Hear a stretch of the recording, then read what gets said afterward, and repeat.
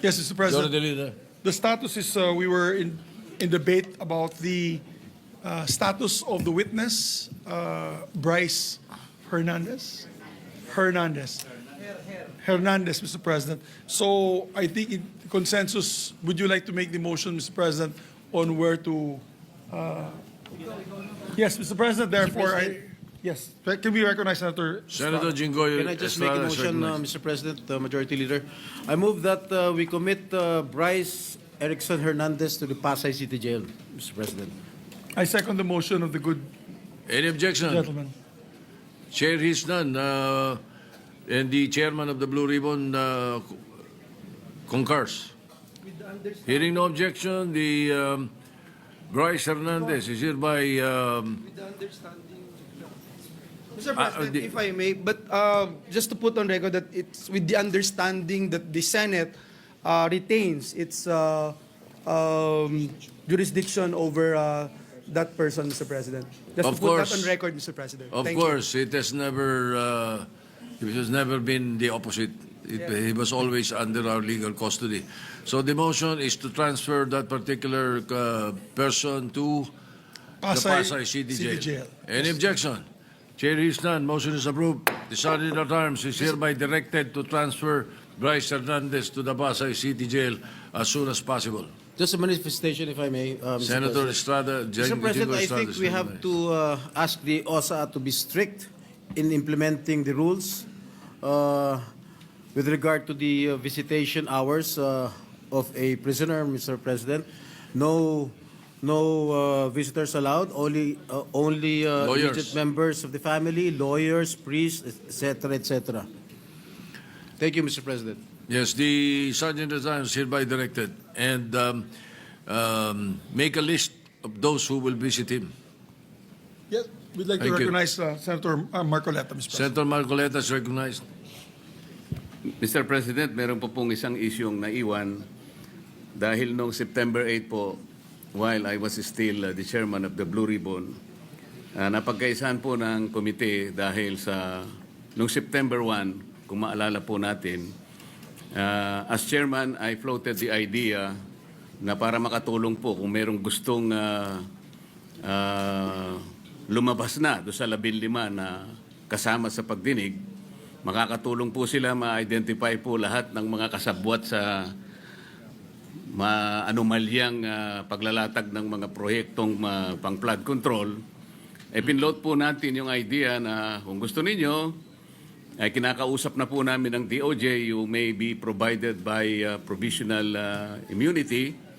Of course, pag-aaralan natin kung qualified kayo. Sa nakikita naman namin, basta hindi kayo most guilty at napakarami pong ibang mga requisites doon, tinignan po natin mabuti.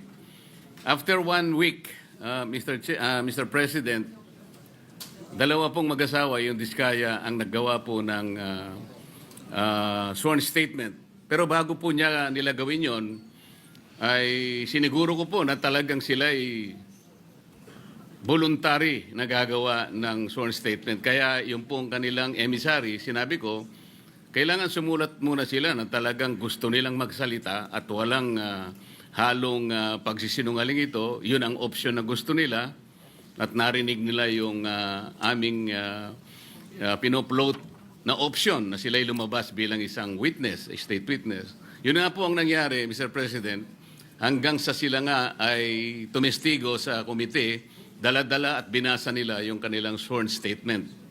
Nang dahil po doon, Mr. President, ay gumawa kami ng sulat sa ating kalihim ng Department of Justice. At yun nga po ay September 8, 2025.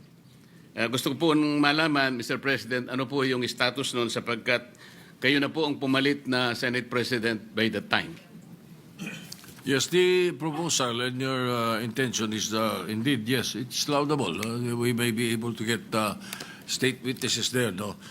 But that September 8, evening of September 8, when I was informed about it, what I did was to decide that the issue be referred to the Blue Ribbon Committee. especially knowing that there will be a new composition the following day. That was quite late at night when I received the notice. Mr. President, if that happens, parang ang aming pong pinag-usapan noon while I was still the chairman of the Blue Ribbon Committee, parang nawalan po ng saysay. Ang mangyayari po noon, with all due respect,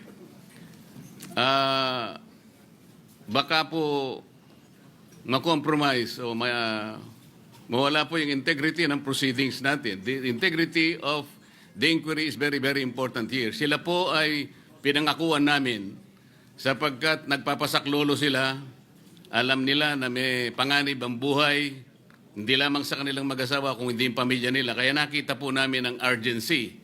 Mr. President, September 10 na po ngayon. Kung sakali pong totoo na nanganganib ang buhay nila, yun pong ipinangako namin na immunity sa kanila na makakatulong po. At yun naman po ang naging courage sa kanila para lumabas into the open and tell all. Nakita naman po ninyo, talagang initially nakapagsalita sila nung inaakala nilang kasangkot po allegedly sa mga maanumalyang paglalatag ng flood control projects. Kaya po, ang tanong ko ngayon, kailangan po bang pagpasyahan ang bagong liderato ng Blue Ribbon ang isang bagay na amin na pong naaproba nung kami po ay nandun pa sa Blue Ribbon? Mr. President? Majority Leader. Yes, Mr. President. May I ask for a minute suspension so that both leaders, the former leader of the Blue Ribbon and the newly elected leader of the Blue Ribbon Committee can discuss for just a few minutes this operational matter amongst themselves. May I ask for a minute suspension? Session is suspended. Thank you.